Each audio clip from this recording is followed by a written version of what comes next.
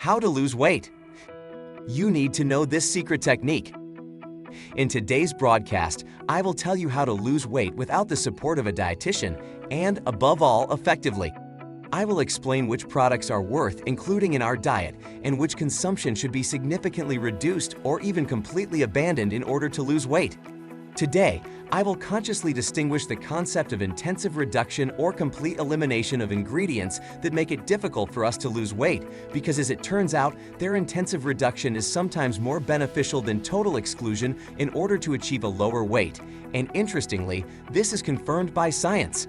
Intensive reduction of products that inhibit weight loss is often more beneficial than their complete exclusion, primarily for many reasons, and the key is the impact on our psyche through the hormone of hunger and satiety, which increases the likelihood of persevering in the slimming process. It's easier to be consistent in losing weight when we can occasionally eat something we've been used to for years. And I will discuss this method in detail at the end of this broadcast, so I encourage you to stay with me until the end. Hello! I am Tony from Team Your Health 24. Secrets of natural strength. Do you know how important healthy eating is? Every day we make choices that affect our health and well-being. Imagine a life full of energy, strength, and vitality. It's all thanks to healthy, flavorful dishes that provide essential nutrients. Join us on an extraordinary journey of discovering healthy flavors that will change your life for the better. Don't wait, start your adventure with healthy food now. One of the most consumed foodstuffs by many people is bread.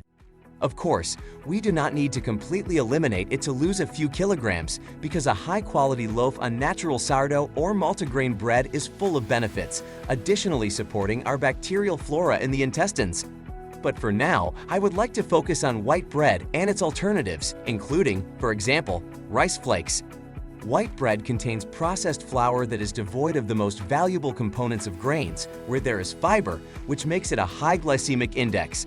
This means that the consequence of eating products made from it is a significant increase in blood glucose levels after consumption. Scientific research confirms that eating a lot of processed white flour products not only increases the risk of insulin resistance, which makes it harder to lose weight, but also leads to eating more calories throughout the day. Why? Because, as research shows, the rapid absorption of glucose after a meal causes changes in hormones and metabolism that lead to excessive consumption of food by overweight people. As for the rice flakes I mentioned, they are made from white rice that has been stripped of the bran and hulls, so again they are a low-fiber source. This means that they have a high glycemic index and contribute to a rapid increase in blood glucose levels. Here's an interlude, because if my videos like this are valuable to you, I encourage you to show your support with a like and subscription. Remember to hit the bell. This has a very motivating effect on creating even more such videos. I also invite you to our Instagram for even more information. It is worth adding water to your diet. What does it mean for weight loss? Remember, its deficiency slows down the weight loss process. If you want to lose weight effectively, it is worth starting with this element because it is relatively simple to implement. It turns out that there are many scientific studies showing the relationship between water consumption and the rate of weight loss. A 2013 study found that drinking more water in a group of people on a weight loss or maintenance program accelerated weight loss compared to groups that relied only on a weight loss program with no extra water. Where do these effects come from? The answer can be found in a study from 2003, which showed that drinking 500 ml of water increases the metabolic rate by about 30% and causes the body's thermogenic reaction by burning an additional 100 kJ. Thus, consuming 2 liters of water a day increases our caloric expenditure by almost 100 calories. Considering that this is only one aspect of weight loss, it can be said that this is an impressive result. Another issue with drinking water, and of course losing weight, which is perfectly explained by science, is that obese people have a hard time distinguishing between thirst and hunger, leading them to eat when they really need water. Therefore, taking care of the right amount of fluids during the day reduces the risk of reaching for caloric snacks or dishes. And from water we will move on to sugar, which is one of the products that we should limit. You are probably aware of the role that ordinary sugar plays in our health. It affects not only the appearance of many lifestyle diseases, but also increases the desire for other sweet delicacies, complicating the weight loss process. No wonder it is on today's list of foods to avoid. Unfortunately, many of us do not realize that it is often hidden in food products under various names. It has been proven many times that sweeteners, especially those containing fructose, sucrose, or corn syrup, play an important role in the development of obesity. But unfortunately, products that do not seem sweet at first glance often contain a lot of sugar. These are, for example, breakfast cereals, yogurts, or some sauces. Therefore, it is worth paying attention to the composition of products and avoiding those with a high sugar content. Taking advantage of the break, I would have a small request. If any of you would like to contribute to the development of our community on this channel, all you have to do is click the subscribe button under the video and then the bell that will appear next to it. Thank you in advance, and I'm back on topic. The next topic is fried foods. What is worth remembering is that frying increases the caloric value of food, which can significantly affect your weight loss process. Eating fried meat, for example, increases the risk of insulin resistance. Evidence suggests that it also has a negative effect on gut bacteria and can lead to intestinal inflammation. What is the conclusion from this?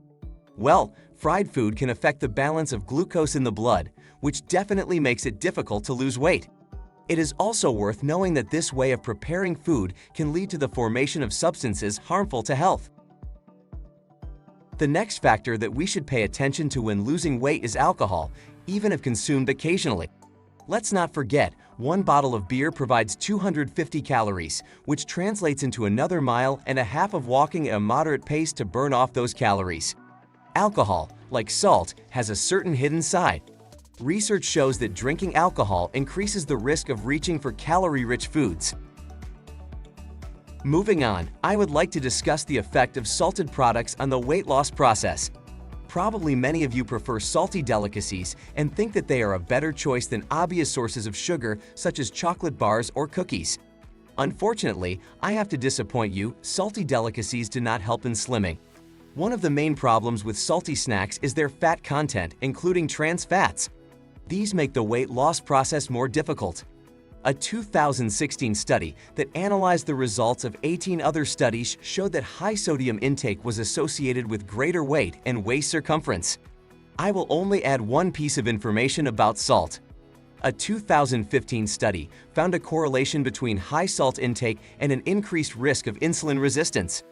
And as we already know, insulin resistance makes it harder to lose weight. Nor can we forget the importance of a good night's sleep. Its lack or poor quality can affect our food choices the next day.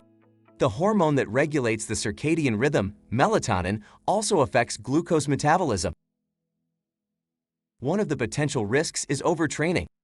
Although regular exercise is the key to health, excessive activity without proper recovery can slow down the weight loss process.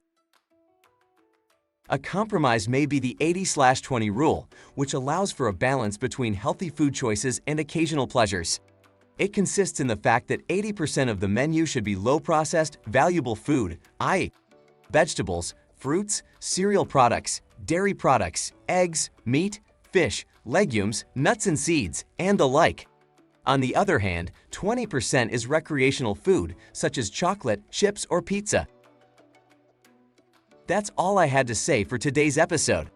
I hope that the advice I gave you will be helpful. I invite you to watch the previous video in which I talk about unearthed lesser-known supplements for vitality and wellness. Thank you for your attention. Goodbye.